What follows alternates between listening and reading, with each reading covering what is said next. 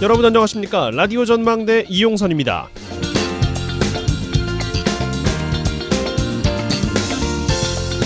부정선거와 독재체제의 시민들과 학생들이 피로 맞선 오늘은 4.19 혁명 63주년입니다. 여야가 한 목소리로 자유민주주의를 굳건히 만든 4.19 혁명 정신을 이어나가겠다 이렇게 밝혔는데요. 디테일은 전혀 달랐습니다. 국민의힘은 권력을 사유화하고 자유민주주의를 유린하는 세력들 때문에 4.19 영령들을 뵐 면목이 없다고 민주당을 겨냥했고요. 기념식에 참석한 윤 대통령도 4.19 정신이 가짜 민주, 인권운동가 사기꾼에 농락당하면 안 된다면서 권력과 돈에 의한 매수로 민주주의 도전을 받을 수 있다고 민주당의 동봉투 의혹을 강하게 비판했습니다.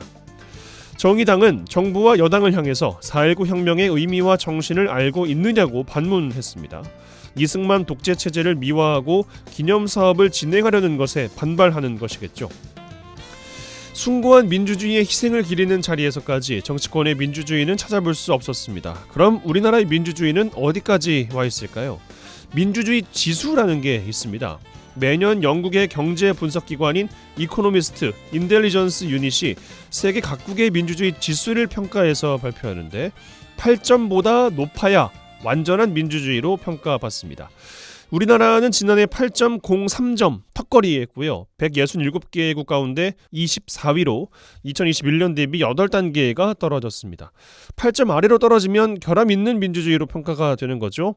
우리나라는 2015년부터 2019년까지 민주주의 지수에 결함이 있는 걸로 평가됐습니다. 우리나라의 민주주의 지수가 떨어진 이유를 영국 경제분석지는 이렇게 평가합니다. 정치인들이 라이벌을 쓰러뜨리는데 정치적 에너지를 쏟아서 민주정치의 환멸을 느끼고 있다. 오늘 라디오 전망대가 준비한 소식입니다. 지역 소식들 뉴스 브리핑 통해서 들어보고요. 매주 수요일 코너 라전법정 칭찬해주세요. 차례로 이어집니다. 잠시 후에 뵙죠.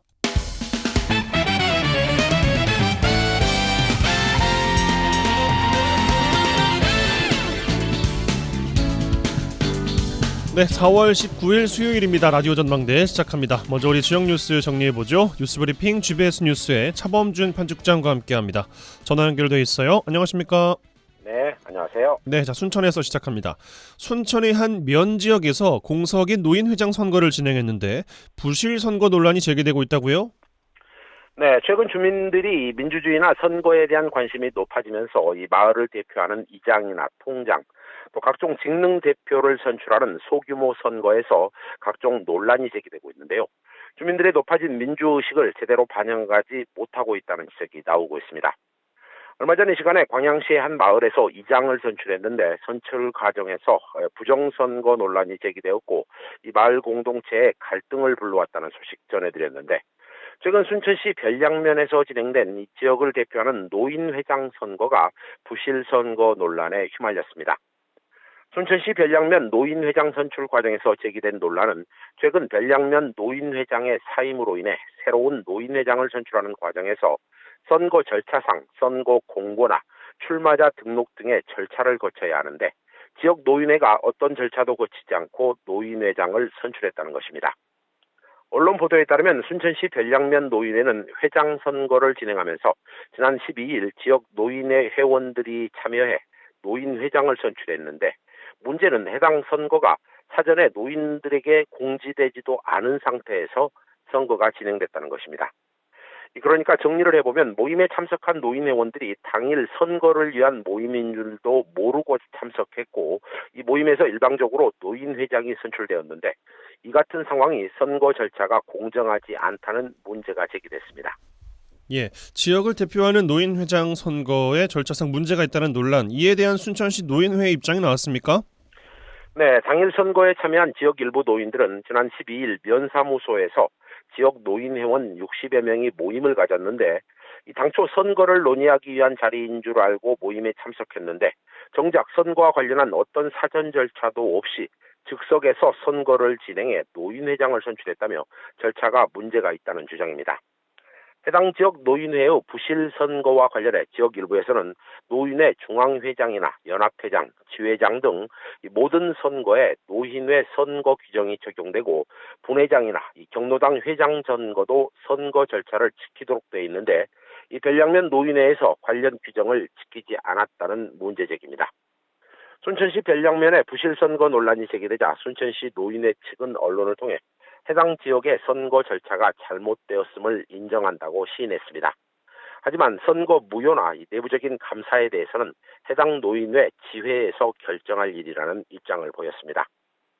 순천시 별량면 노인회장 선출 과정에서 부실 선거 논란에 대해 해당 지역 일부 회원들은 중앙노인회 등의 감사 요구를 통해 선거 과정에서 발생한 이 불법 행위에 대해서는 고발 조치 등 단호하게 처리하겠다는 입장이어서 해당 논란이 확대될 조짐을 보이고 있습니다. 예, 뭐 아무리 규모가 작은 선거라도 대표를 선출하는 과정은 정해진 절차와 규정을 잘 준수해야겠죠. 예. 자, 광양으로 가겠습니다. 광양시가 하루가 멀다 하고 교통신호 체계를 자주 변경하면서 시민들의 혼란과 불편 가중되고 있다는 지적이에요.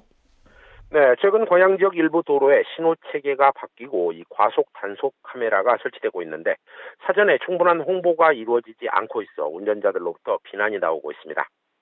지역 일부 운전자들은 최근 광양시 중마동 와우초등학교가 개교하면서 학교 앞 사거리에 과속 단속 카메라가 설치됐는데 바로 인근에 기존 60km 과속 카메라가 설치돼 있어서 효율성이 떨어지고 또 사전에 설치에 대한 홍보나 계도가 전혀 이루어지지 않아 현장에서 갑자기 차량이 급증거하는 소동이 벌어지고 있다는 것입니다.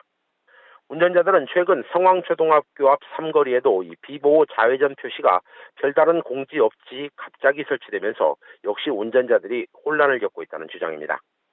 운전자들은 학교가 개교하면서 어린이 보호구역으로 속도 제한 카메라가 설치될 것으로 예상은 했지만 아무런 공지 없이 갑자기 하루아침에 카메라가 설치되면서 운전자들이 혼란을 겪고 있다는 입장입니다. 예, 꼭 필요한 곳이라면서 신호등이나 과속 카메라를 설치했고 사고를 예방하는 효과를 거둘 수는 있겠습니다만 뭔가 도입이 되면은 사전 고지나 운전자분들께 계고 기간 이런 거 필요하지 않겠습니까? 네, 지역 운전자들은 갑작스런 교통 신호 체계 변경은 운전자들에게 혼란을 줄 수 있고 자칫 사고를 일으킬 수도 있기 때문에 사전에 시민들에게 충분히 알려줘야 하고 또 신호 체계가 바뀌면 이 설치만 하지 말고 초기에 교통 요원 등을 배치해 예방이나 또 신호 체계에 대한 단속이나 지도가 필요하다는 주문입니다. 지역 주민들의 불만에 대해 광양시는 언론을 통해 앞으로 신호체계 변동이나 과속 카메라 등을 설치할 경우 이 가동 운영을 주민들에게 사전에 고지하고 운영을 시행하더라도 일정 기간은 단속보다는 계도로 활동을 함으로써 운전자들이 충분히 인지할 수 있도록 돕겠다 이런 입장을 밝혔습니다. 이 광양시 성황초등학교 앞 삼거리 좌회전 신호체계 변경과 관련해서는 이 광양경찰서는 주민들의 민원이 발생해 광양시의 요청으로 비보호 좌회전 표지판을 설치했지만 현장을 점검해 신호체계에 문제가 있을 경우 예전 방식으로 원상 복구하는 것도 검토하겠다고 밝혔습니다. 예, 알겠습니다. 자, 여수에서 마무리하죠. 여수시 돌산 향리람 인근 해양 경계를 위해서 주둔하고 있는 군부대 이전에 대해서 지역민들 요구에 대해 군부대가 이전에 난색을 표하고 있다고요. 네, 남해안의 대표적 관광 명소인 여수 향리람 인근 이 거북머리 군부대 이전에 대한 이 지역 주민들의 민원이 계속 제기되고 있는데요. 국방부가 해당 군부대는 해안 경계 작전을 위한 지리적 작전적 요충지이기 때문에 이 군부대 자체적으로 초소를 이전하는 것은 현실적으로 어렵다는 입장을 밝혔습니다. 최근 주철현 민주당 국회의원은 지난 12일 국방부 군사시설기획관과 육군본부 공병실장으로부터 향리람 거북머리에 위치한 이 군사시설에 대한 보고를 받았고 이 군부대의 이전은 현실적으로 어렵고 다만 여수시가 대체 부지를 마련해 제공하면 이전 가능 여부를 검토하겠다는 보고를 받았다 이렇게 입장을 밝혔습니다. 예, 군부대 자체적으로 초소 이전하기는 어렵다. 그리고 여수시가 대체 부지를 제공하면 가능할 수 있다라는 것인데 예산이 들어갈 일이고 군부대와 협의가 필요한 사안이라서 쉽지는 않아 보입니다. 당장 필요한 선에서 조치는 필요해 보입니다. 네, 주철현 의원 측은 군부대 이전 대안으로 국방부가 우선 향리람 방문객들이 남해 일출 등 유명 경관을 안전하게 볼 수 있도록 향리람 주변에 둘레길을 조성하는 방안에 대해서 적극 동의했고 여수시와 환경부가 협의해 추진해서 계획을 수립하면 둘레길 조성에 적극 협조할 것을 약속했다고 밝혔습니다. 또한 주철현 의원은 여수시와 적극 협의해 향리람의 경관 개선을 위한 사업들을 추진하고 국방부가 유보적 입장을 밝힌 초소 이전 문제도 조속히 해결될 수 있도록 지속적으로 설득해 나가겠다는 입장입니다. 예, 뉴스브리핑 GBS 뉴스의 차범준 편집장과 함께했어요. 고맙습니다. 네, 고맙습니다.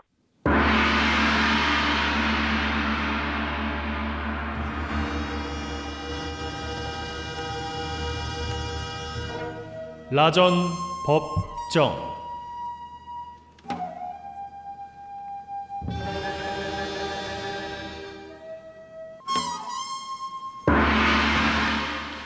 내 생각만 옳은 것은 아니다. 이런 주장도 있다. 이슈를 바라보는 눈을 키워드립니다. 라디오 전망대 라전 법정 시간입니다. 매주 수요일 시간이죠. 자, 오늘도 두 분과 함께합니다. 부부 변호사 송하진 이결하 변호사 두 분 어서 오십시오. 예, 안녕하세요. 안녕하세요. 예. 한 주도 어떻게 보내셨는지 근황 여쭤볼까요? 어떻게 보내셨나요?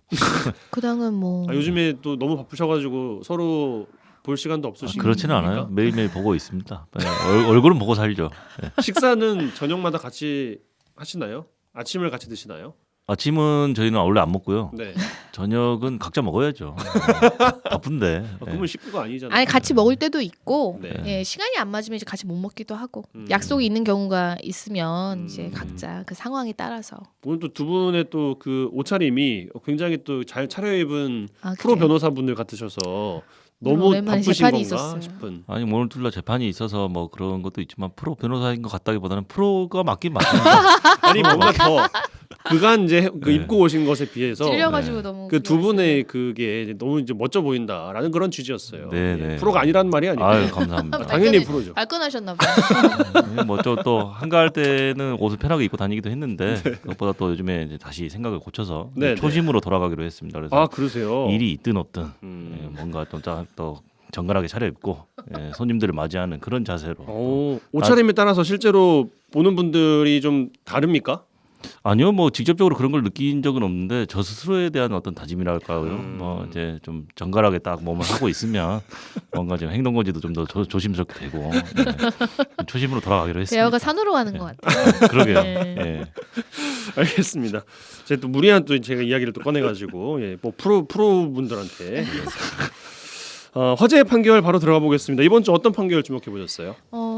오랜만에 이제 그 대법원 전원 합의체 결정을 하나 가져왔는데요. 네. 이제 이게 기존 판례를 변경한 거여가지고 우리가 이제 돌아가시게 되면 상속이 발생하잖아요. 그럼 네. 이제 상속이 문제가 생기는데 이제 뭐 돌아가신 분의 재산이 많거나 적거나 이제 상속을 포기하게 되는 경우가 있잖아요. 그러면 상속을 계속 포기하면 이게 계속 후순위로 밀려가거든요. 그래서 이제 이런 경우가 있었어요. 배우자하고 자녀가 이제 공동 상속인이에요. 근데 배우자가 한정 승인을 하고 자녀들 전부가 상속 포기를 하면 이게 배우자가 혼자 단독 상속을 하는 거냐 아니면은 상속 포기한 자녀들의 또 자녀 그러니까 손자녀가 되겠죠? 네. 예, 이게 이제 그 배우자와 공동 상속인이 되는 거냐? 기존 판례는 공동 상속이 된다고 봤어요. 손자녀까지요? 배우자와 손자녀가. 근데 이제 8년 만에 이 판례가 변경이 돼서 자녀 전부가 상속 포기를 한 경우에는 배우자만 단독 상속이다.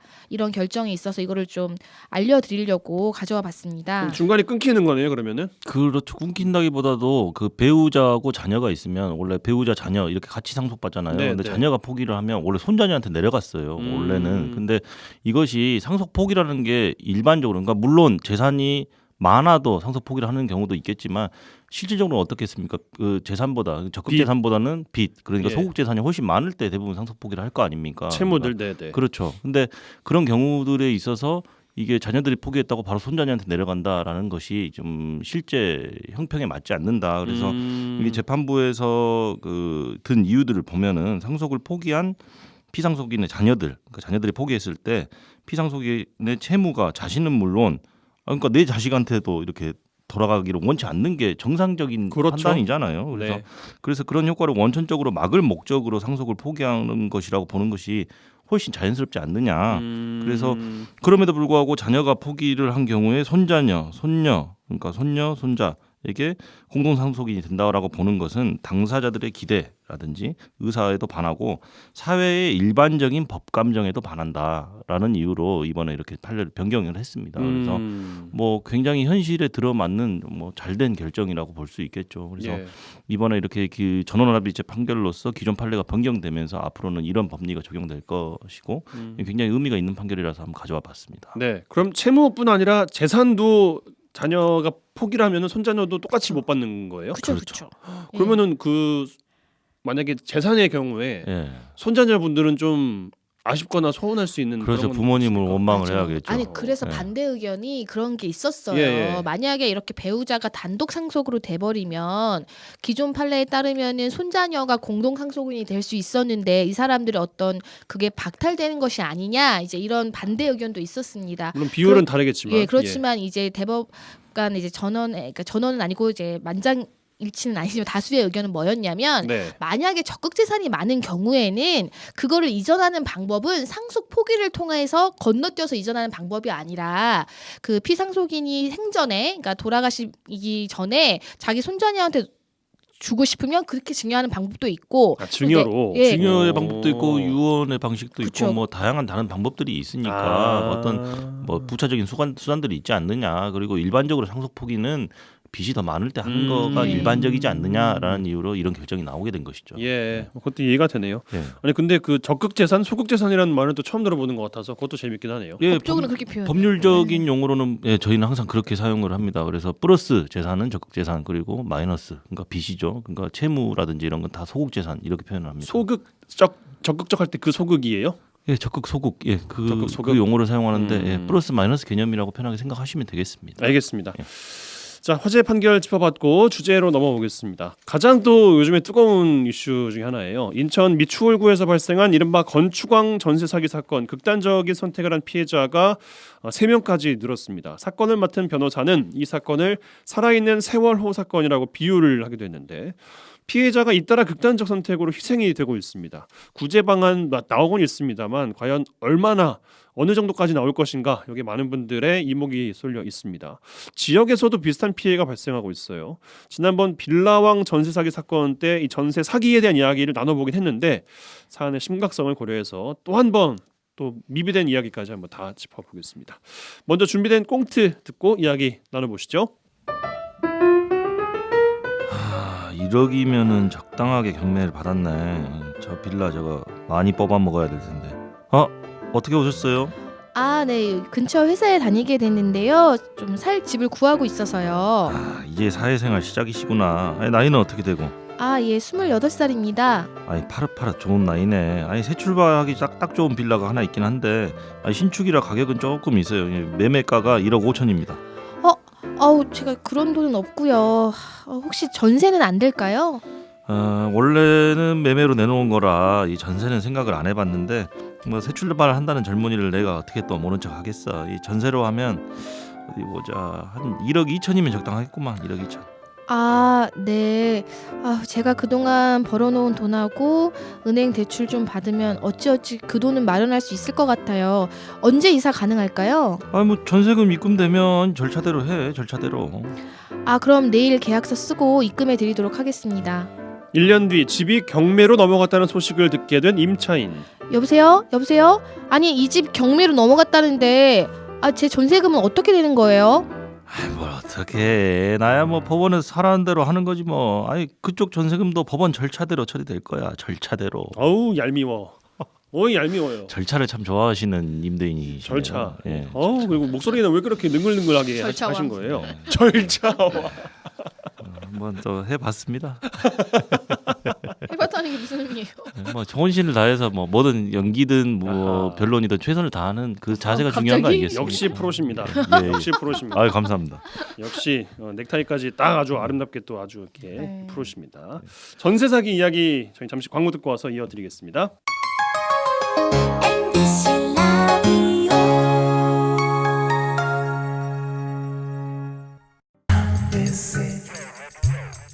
100.3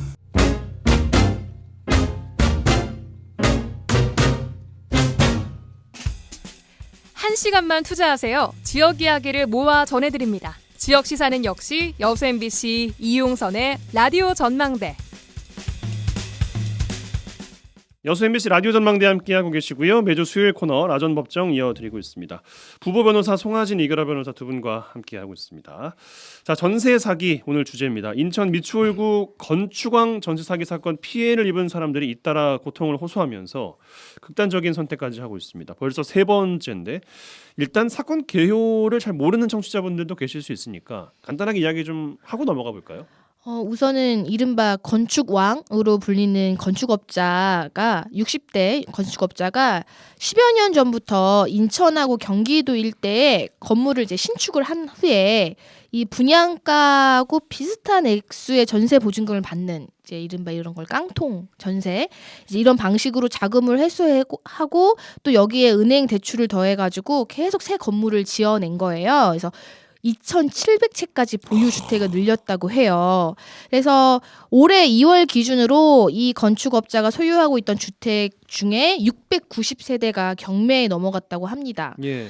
그리고 이 건축업자가 지난해 1월부터 7월까지 이 미추홀구 그 일대 아파트와 빌라 이 공동 주택 중 한 161가구 그 전세 보증금만 지금 125억인데 뭐 최근 또 뭐 500억까지 지금 늘어난 것 같아요.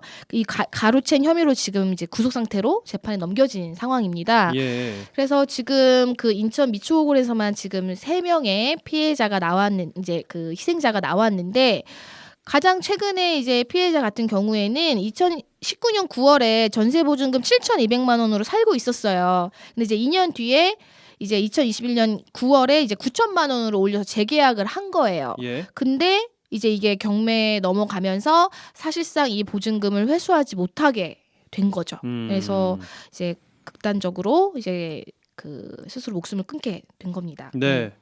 꽁트 사례처럼 이 뭐 아까 이제 깡통 전세, 뭐 깡통 사기라는 표현을 쓰셨는데 네. 요거에 대해서 설명을 조금 더 주시면 좋겠습니다. 이 뭐 깡통 전세, 깡통 사기 뭐 이런 말 되게 많이 나오잖아요. 통상 전세 보증금이 이 집의 매매가를 웃도는 그런 경우를 이 깡통 전세, 뭐 깡통 사기 이렇게 매매가보다 전세가가 더 높은 것. 예, 그렇죠. 그래서 집주인의 아니면 주택담보대출 금액과 전세금의 합계가 집값에 사실상 육박해서 세입자가 전세금을 떼일 우려가 있는 주택을 가리키는 말입니다. 그러니까 뭐 예를 들어서 집값이 매매 시세가 한 1억 정도라고 했을 때 제가 예를 들어서 설명을 하자면 예.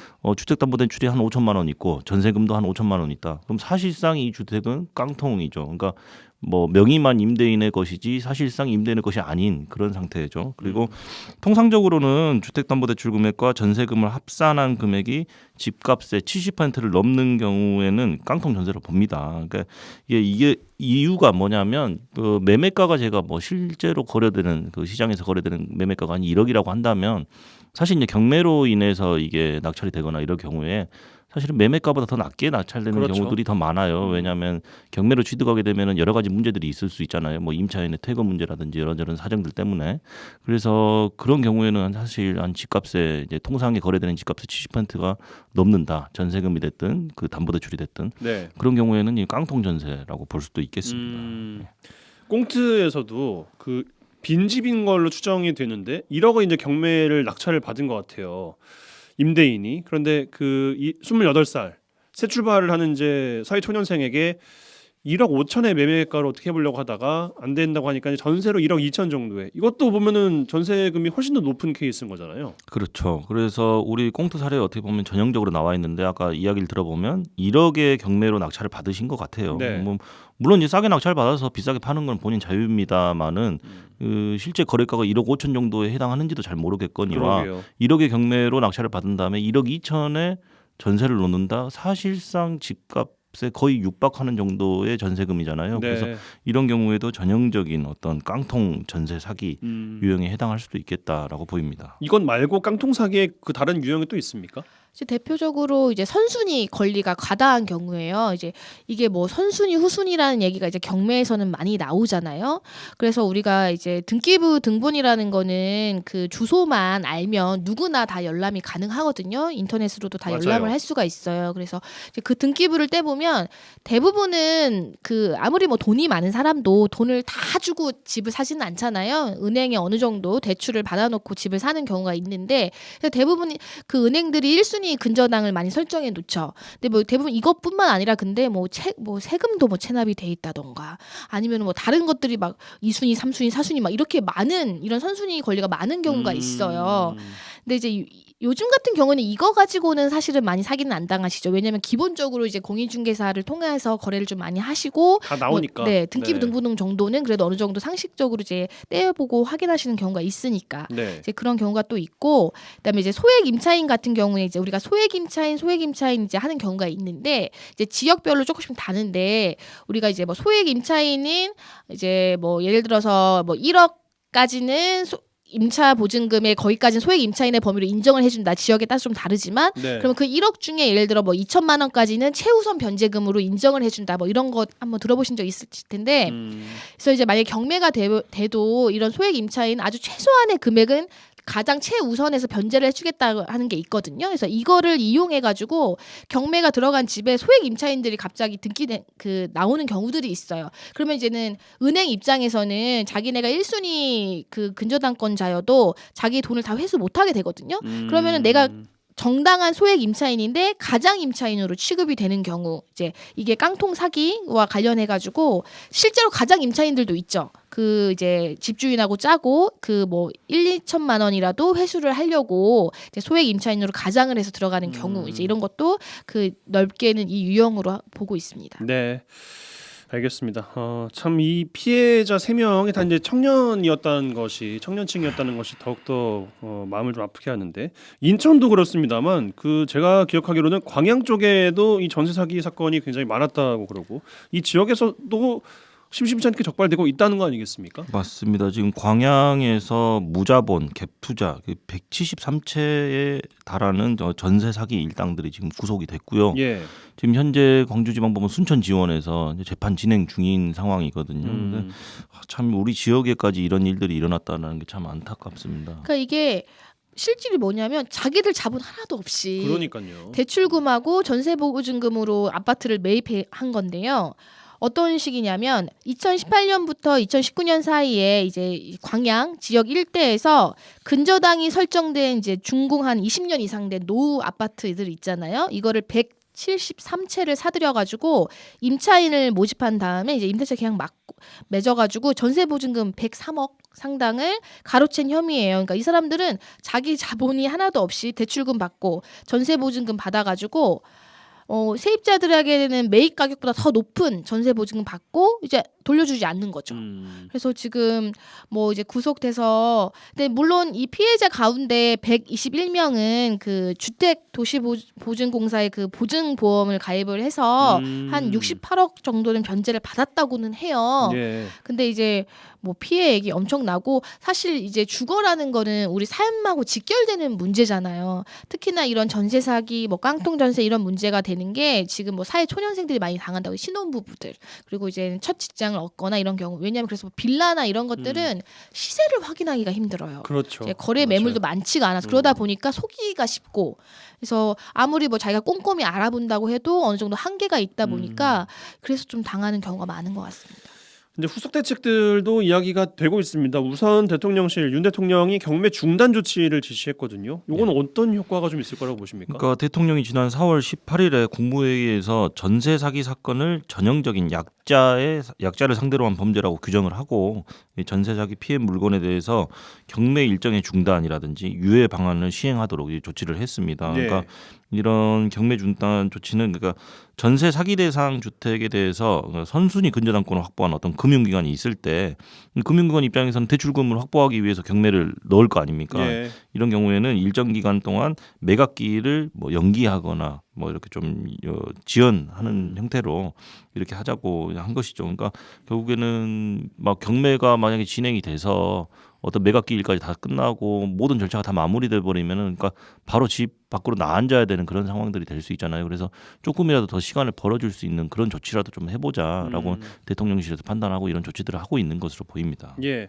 그런데 경매가 진행되고 있는 곳은 못 받는다는 거 아니겠어요? 이제 경매라는 게 사실 이제 우리가 경매에 넘어가면 금방 또 뭐 그 집이 뭐 매각되고 뭐 이럴 것 같지만 사실은 좀 시간은 많이 걸려요. 유찰도 많이 되기도 하고요. 그렇죠. 예. 근데 이제 물론 이걸 당한 사람 입장에서는 당장 이제 이 집을 비워줘야 된다는 심리적인 압박이나 그리고 내 돈을 회수할 수 없다라는 그 불안이 엄청 증폭이 되지만 네. 사실 이제 절차가 그렇게 생각보다 빨리 진행되지는 않습니다. 근데 다만 이제 9월쯤이 되면 이게 완전히 많이 나올 거라고, 계약이 만료되는 세대가 많다고 해서 지금 굉장히 문제의 심각성이 크잖아요. 네. 그리고 실제로 경매에서 회수할 수 있는 보증금이 거의 없는 것으로 지금 이제 그런 피해자들이 많기 때문에 그래서 지금 경매 절차가 진행되는 곳도 중간에 이제 이거를 정지하겠다라는 어떤 결정이 있으면 정지될 수 있습니다. 그래요. 네. 예.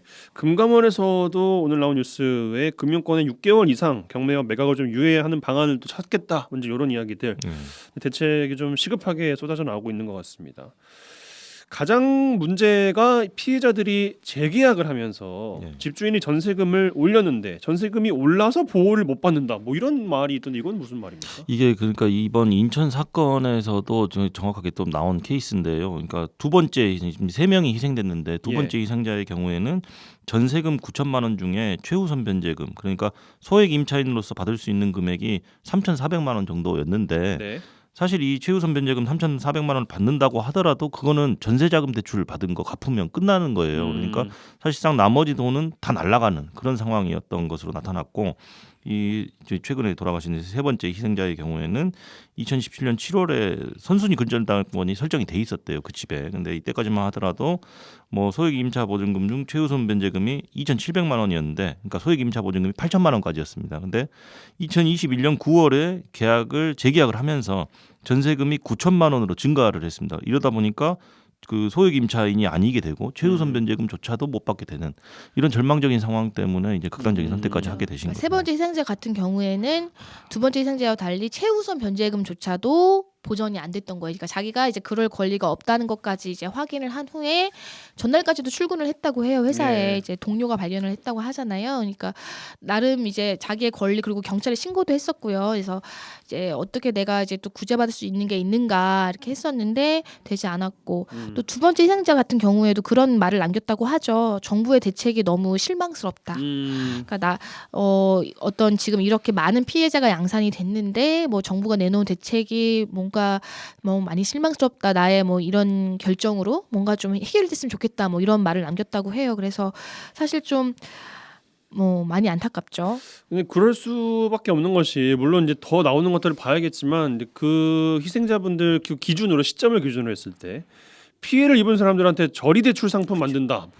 아니 그 돈 없는 사람들한테 빚도 내라라는 것이잖아요. 그러니까 뭐 이제 취지는 그런 것 같아요. 그 일단은 당장에 먹고 살려면 예. 얼마라도 있어야지 않겠느냐. 그러니까 줄 수는 없고 뭐 좀 낮은 금리로 빌려주겠다라는 내용인데 사실은 기존의 전세자금 대출이 있는 상태에서 또 다른 대출을 받으라는 소리잖아요. 그러니까 또 다른 압박을 더 받아라라는 의미로도 들리고 갖고 굉장히 좀 그래서 좀 그 뭐라 해야 될까요? 반대하는 목소리나 우려하는 목소리들이 좀 많이 나오고 있습니다. 그러니까 대출 때문에 지금 허덕허덕거리고 지금 죽겠는데 저리니까 돈을 좀 이렇게 더 해줄 테니까 이렇게 일단 써봐. 이게 얼마나 더 큰 압박으로 느껴질지. 그리고 어제 대책위에서 현장 기자회견도 했었는데 이 부분을 가장 또 큰 소리로 또 반발을 하시더군요. 예. 피해자분들이 이 깡통전세 공공매입 그리고 피해 구제 특별법 이런 것들을 요구하고 있습니다.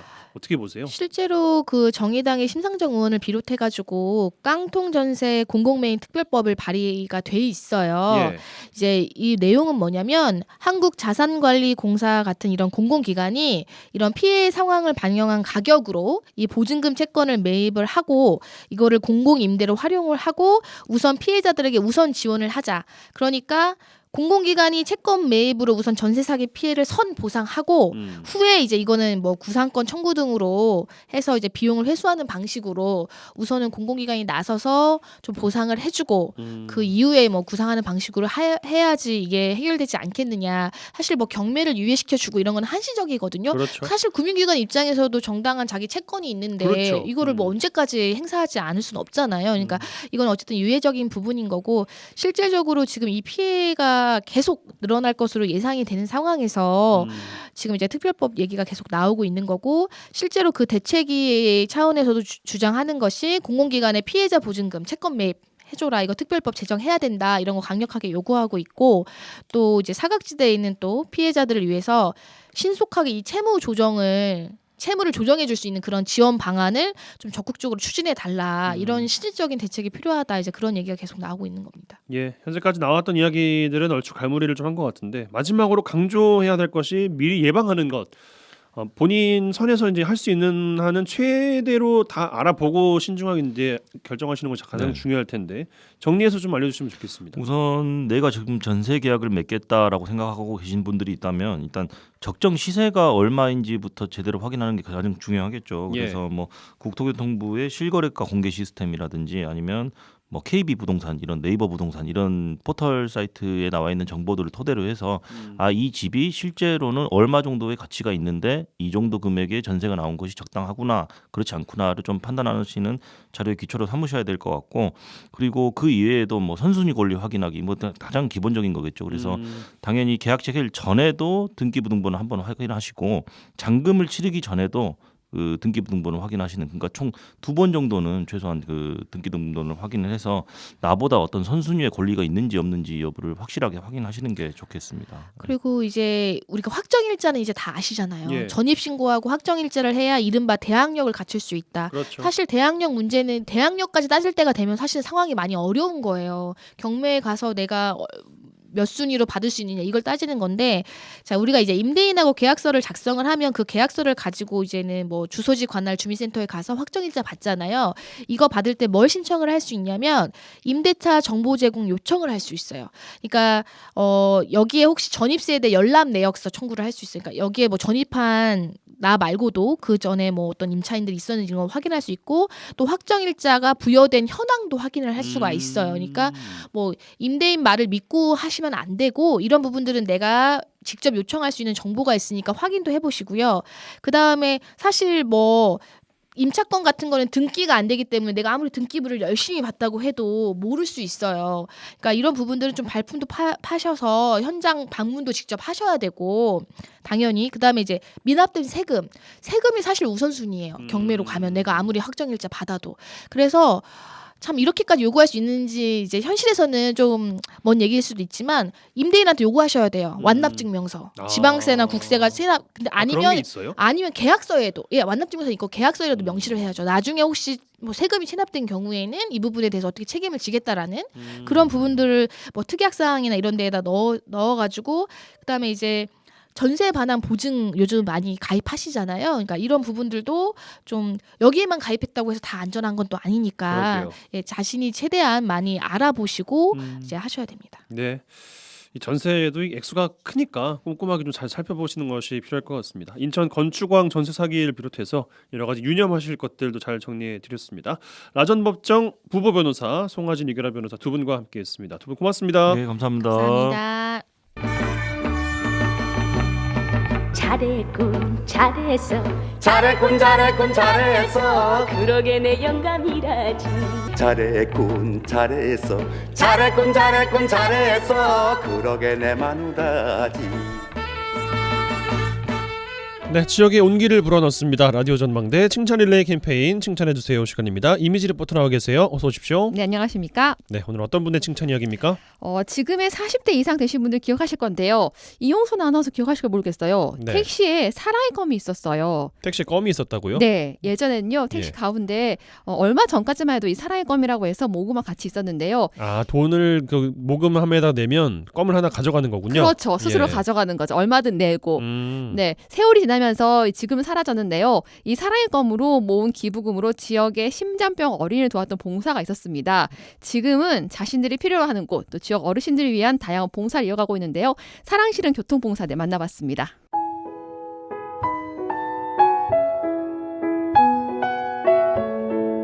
사랑실은 교통봉사대 여수지대 이성환 지대장입니다. 사랑실은 교통봉사대가 원래 처음이 심장병 어린이 돕기로 시작했던 건가요? 그렇죠. 손사모 대장이라고 하는 분이 86년도에 서울서 택시를 하다가 동료 아기가 심장병으로 죽었어요. 이건 아니다. 우리 기사들이 운전할 때는 마음이 편해야 되는데 얼마나 울적하면 운전이 되겠느냐 그거지. 우리가 뭔가를 해서 좀 도와줘 보자 하고 생각한 것이 사랑실은 교통봉사대 껌파리. 택시 가운데가 껌통 있었어요. 오케이, 그거예요 우리예요. 창고에 보면 우리 껌통 그대로 있어요.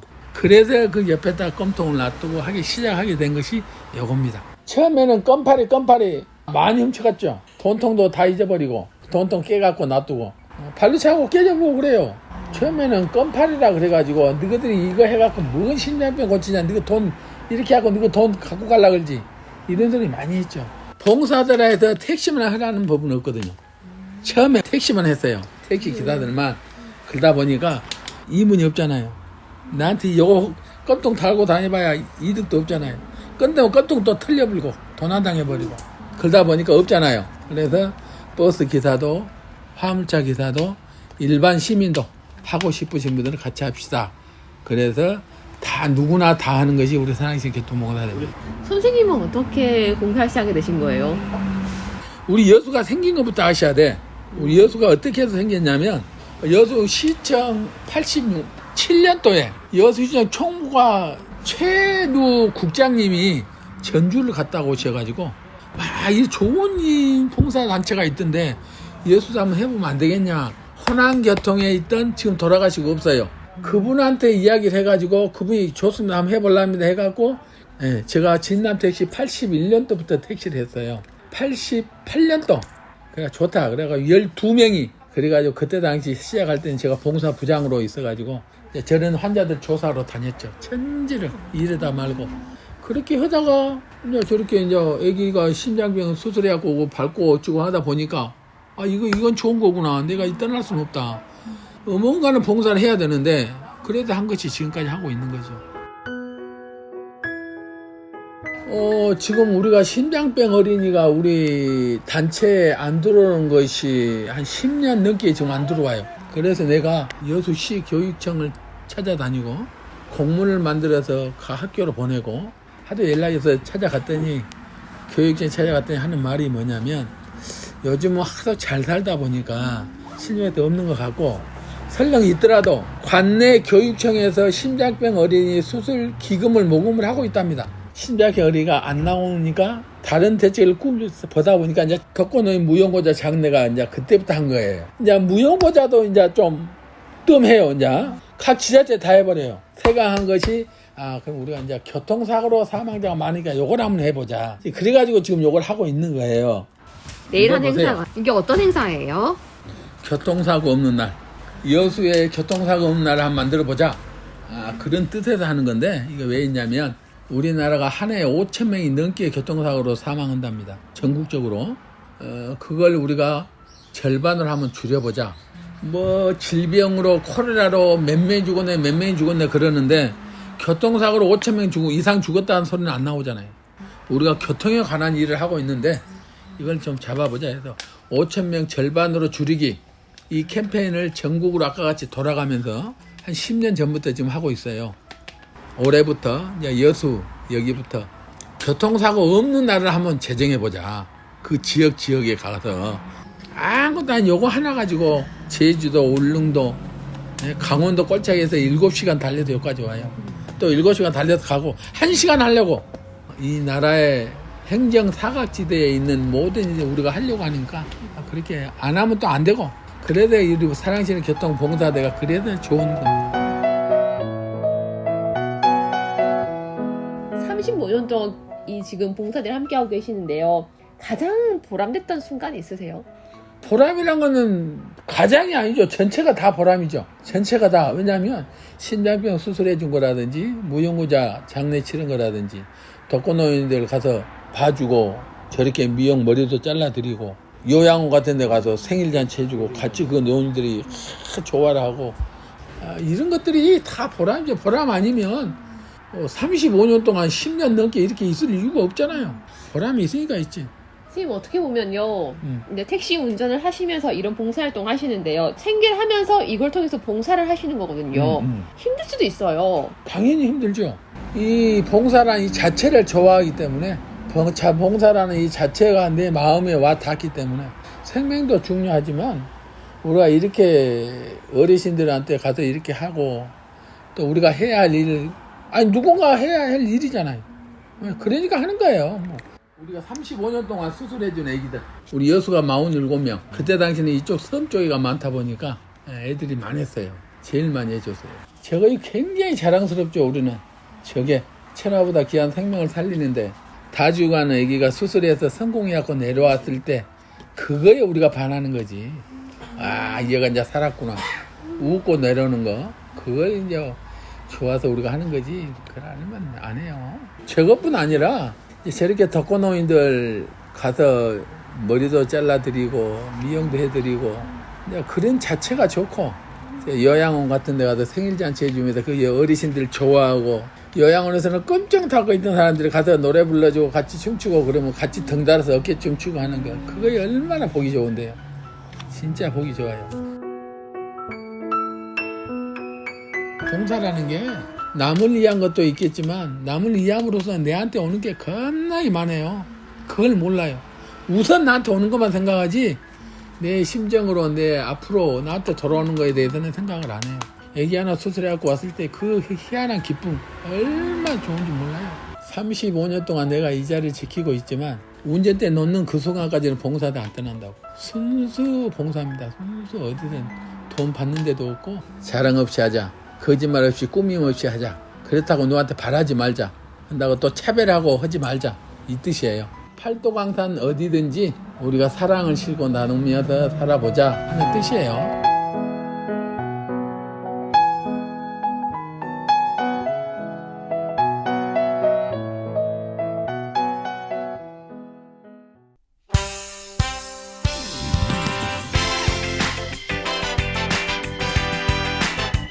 네, 4월 19일 수요일 라디오 전망대 오늘 준비한 소식은 여기까지입니다. 오늘도 고생 많으셨습니다.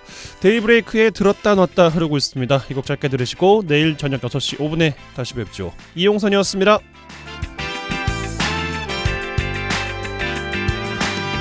처음 너를 본 순간 정신 차릴 수 없어 내 마음을 들킬까봐 조심조심해 어떻게 하면 네 맘을 답답해진 내 맘을 쫄깃해진 심장이 나 어쩌면 좋아 가까워졌다 점점 멀어져가는 이상해 울다가 웃다 나 좀 내버려둬요 언제나 이랬다 저랬다 했나요